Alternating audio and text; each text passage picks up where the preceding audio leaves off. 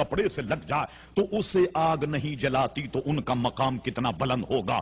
ایک بات اور سمجھ میں آ گئی، اب میں آخری کی طرف آتا ہوں، وہ یہ ہے کہ پیارے مصطفیٰ کی نسبت جس زمین سے ہو جائے وہ زمین اللہ کو پسند، جس قبر سے ہو جائے وہ قبر اللہ کو پسند، جس گنبد سے ہو جائے گنبد اللہ کو پسند، جس حصے زمین کو اپنے پیروں سے روندے وہ جگہ ریاض الجنہ بن جائے۔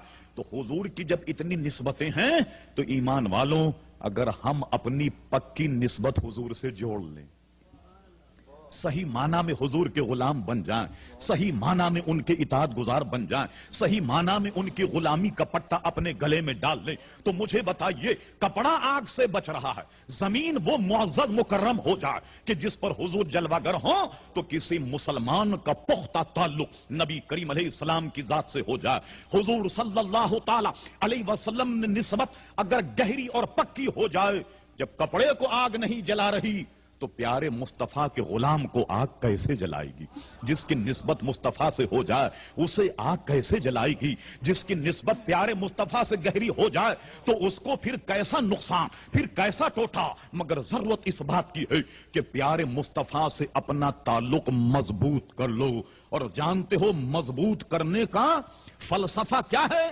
ہر اس شے کو ٹھکرا دو کہ جس کا تعلق مصطفیٰ سے نہ ہو، ہر اس زبان کو گم کر دو جو پیارے مصطفیٰ علیہ الصلوۃ والسلام کی شان کے خلاف چل رہی ہو، ہر ایسے شخص سے اپنا رشتہ منقطع کر دو جو نبی کریم علیہ السلام کا نہیں بلکہ یوں کہو ایک اعلان کر دو جو پیارے مصطفیٰ کا نہیں وہ ہمارا نہیں۔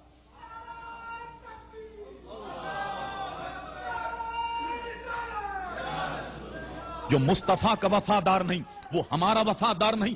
بہت سے لوگوں نے توحید کا مفہوم یہ سمجھا کہ انبیاء کی توہین کی جائے تو توحید مضبوط ہوتی، انبیاء کی تذلیل معاذ اللہ کی جائے تو توحید مضبوط ہوتی ہے، انبیاء کے دامنوں کو چھوڑ دیا جائے تو توحید مضبوط ہوگی، غوث اعظم کے دامن کو چھوڑ دیا جائے تو توحید مضبوط ہوگی، خواجہ غریب نواز کو چھوڑ دیا جائے تو توحید مضبوط ہوگی، بزرگان دین کو چھوڑ دیا جائے تو توحید مضبوط ہوگی۔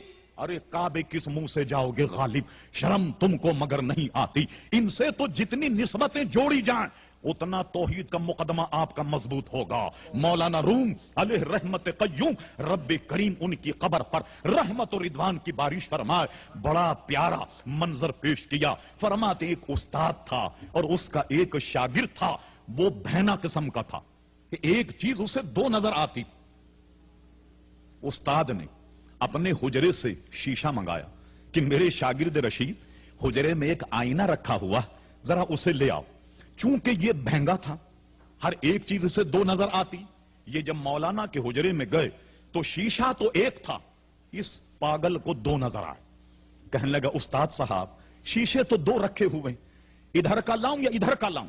استاد شاید جلال میں انہوں نے کہا شیشہ ایک، دو کہاں سے آئے؟ کہا حضور دو رکھے، فرما پتھر لے جا، ایک کو توڑ دے دوسرے لے آ۔ شاگرد کی یہ راز سمجھ میں آ گیا، شاگرد پتھر لے کر کے گیا، شیشہ تو ایک تھا، اس بہنگے کو دو نظر آ رہے تھے۔ ارے مقدمہ تو ایک ہے، تم سمجھے توحید الگ ہے رسالت الگ۔ رسالت کا مقدمہ جب تک مضبوط نہیں ہوگا توحید مضبوط نہیں ہوگی۔ مولانا فرماتے ہیں وہ پتھر لے کر کے گیا اور نشانہ باندھ کر کے جب ایک پتھر پر شیشہ پھینکا، اب جب غور سے دیکھا تو دونوں ٹوٹ گئے، دونوں ٹوٹے ہوئے۔ اب بڑا شرمشار پریشان استاد سے کہنے لگا حضرت کمال ہو گیا، شیشے تو دو تھے مگر جب میں نے ایک کو توڑا تو دوسرا بھی ٹوٹ گیا۔ استاد نے کہا بخش شیشہ تو ایک تھا، تجھے دو نظر آ رہے تھے، مقدمہ تو ایک ہے مگر تمہیں دو نظر آ رہے ہیں۔ تم نے جب رسول کو چھوڑا تو توحید بھی تمہارے ہاتھ سے گئی، پیارے مصطفیٰ کی شان سے تم نے اگر انحراف کیا تو اللہ تبارک و تعالیٰ کی توحید کا دامن بھی تمہارے ہاتھوں سے چھوٹ گیا۔ خوب یاد رکھو کہ جب تک نبی کریم علیہ السلام کے سچے اور پکے غلام نہیں بنو گے توحید کا مقدمہ مضبوط نہیں ہوگا۔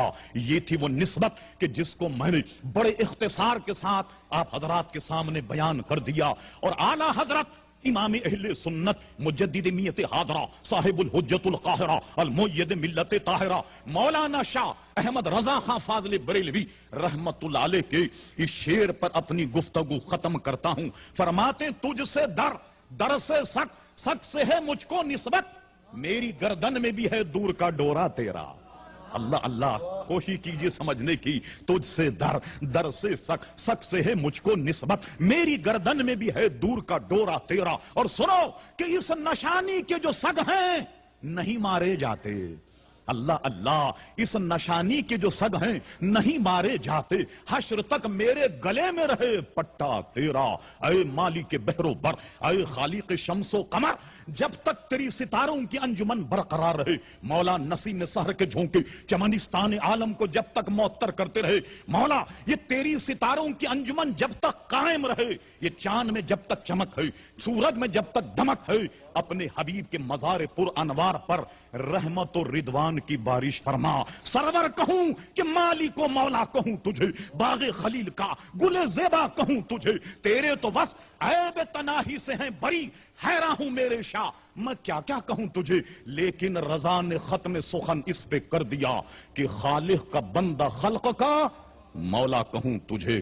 وما علینا الا البلاغ.